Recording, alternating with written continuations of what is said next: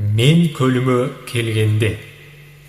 Мен келгенде токтоно элек баладай, бирок өзүн балалыкка санабай, жаткан экен ысык көлүм күрпүлдөп, толкуп алган толкунунан жана албай. Урматтуу көрүүчү, Үмүтбек Мухаммад каналына катталыңыз. Бирге болсун сапарыбыз. Лайкты басыңыз. Сиздин колдооңуз үчүн